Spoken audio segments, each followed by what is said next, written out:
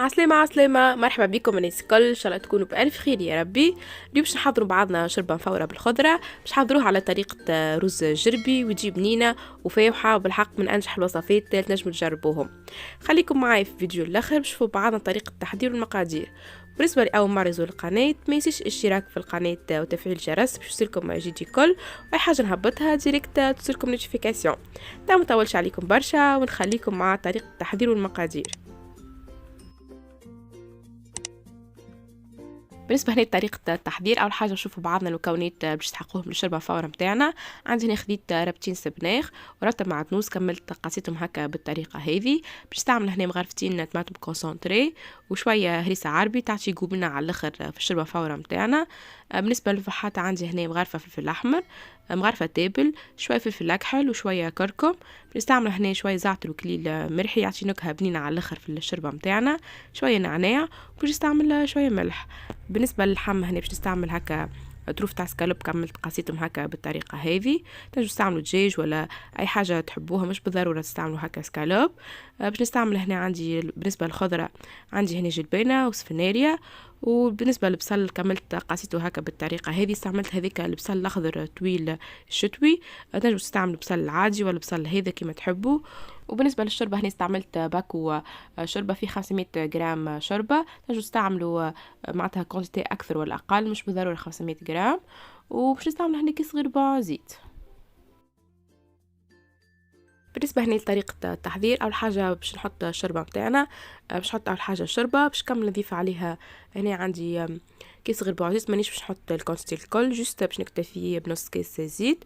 وباش نكمل نخلط الشوربه نتاعنا بالباهي مع الزيت باش نتاكدوا انه معناتها الكونتيتي تاع الزيت كافيه. لازم الشوربه نتاعنا تغطي كلها بالزيت باش من بعد ما تجيش الشوربه مفوره نتاعنا معجنه وتجي كل كعبه وحدها. لازم اول حاجه نخلطوا هكا الشوربه بالباهي مع الزيت. وباش نكمل هنا نضيف المكونات البقط. باش نكمل نضيف هنا عندي مغرفتين طماطم وشويه هريسه عربي. هنا تنجموا كيف تضيفوا شويه ثوم. بالنسبه للثوم ما حطيتش، اكتفيت جوست بالهريسه العربي. تجيري عندي في الدار فاوحه وفيها ثوم فيها كل شيء، هذيك علاش ما حطيتش. او تنجموا تحطوا ثوم بيان سور وشويه ثوم. باش نكمل هنا نضيف الفحات نتاعنا. بالنسبه للفحات استعملت فلفل احمر تابل، شويه كركم فلفل اكحل، زعتر وكليل يعطي نكهه بنينه بالاخص مع سكالوب معناتها يفوحوا بالباهي. والنعناع شايح هذيك ديما نستعملوه بالاخص في الشربه مفوره ولا في الرز جربي، يعطي نكهه سبيسيال. وشويه ملح بيان سور ديما يبقى معناتها حسب الكونتيتي باش تحطوها بتاع الشربه وتاع الخضره. وباش كامل نضيف هنا سكالوب نتاعنا باش كامل نفوحوا معناتها مع الشربه والفحات ويكون كامل نخلطوا. هنا مش بالضروره تستعملوا سكالوب هكا، تنجموا تستعملوا اي طروف تاع دجاج. اما مستحسن هنا استعملوا معناتها دجاج، بس تعملوش لحم معلوش ولا حاجه، خاطر بطبيعتها الشربه مفوره معناتها في ساعات تجيب. باش كامل هنا نضيف سفناريا والجلبانه. بالنسبه للسفناريا والجلبانه تنجموا معناتها ما يحبش السفناريا وما يحبش الجلبانه نجم يستغنى عليهم، مش بالضروره معناه. باش كامل هكا نخلط المكونات الكل مع بعضها. واخر حاجه باش كامل نضيف السبناخ والمعدنوس نتاعنا.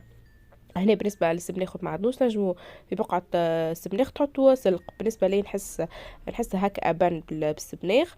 وانتم بيان سور ديما يبقى حسب الذوق، تنجموا تستعملوا سلق كيف ما حتى فرق. وباش كامل نخلط المكونات كلها مع بعضها، لازم ما نخلطوهم بالباهي.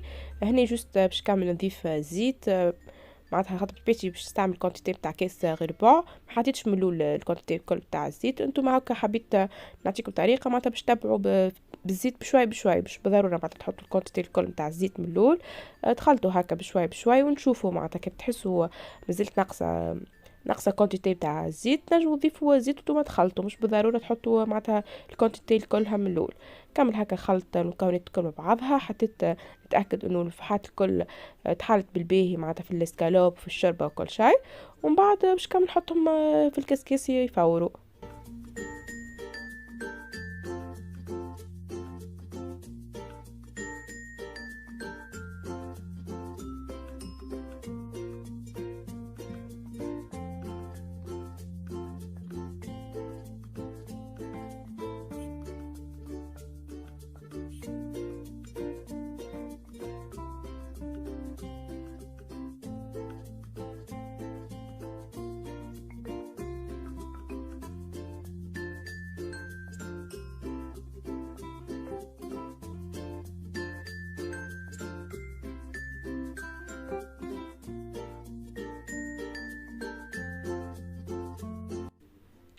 وهنا في نفس الوقت اللي كملت حضرت فيه الشربة متاعنا كملت حطيت الماء يسخن، لازم نخلوها يسخن بالباهي، حطيت يولي معناتها يغلي هكا باش نحطوا الشربة متاعنا تطيب على الفابور بطبيعتنا، باش نخليها تكمل تطيب في عقلها. هنا بعد ما طابت شطرت تطيب ما كملتش معناتها حركتها باش نكمل هكا نهبطها ونحركها بالباهي. بالطريقه هذه تضمنوا انه الشربة متاعكم تجيب الكلها كيف كيف وميتو معناتها ما تعجنش. نجموا معناتها تحركوا معناتها كل مره تفقدوها في نفس معناتها في الكسكيس من غير ما تهبطوها. بالنسبه لي هكا نحسها اسهل ونحسها معناتها ارتاح، نخلط هكا على راحتي باش نضمن انه الشربة متاعنا ما تعجنش وتلصقش في بعضها. ومن بعد باش نعاود نرجعها للكسكيس وباش نعاود نرجعها تكمل تجيب.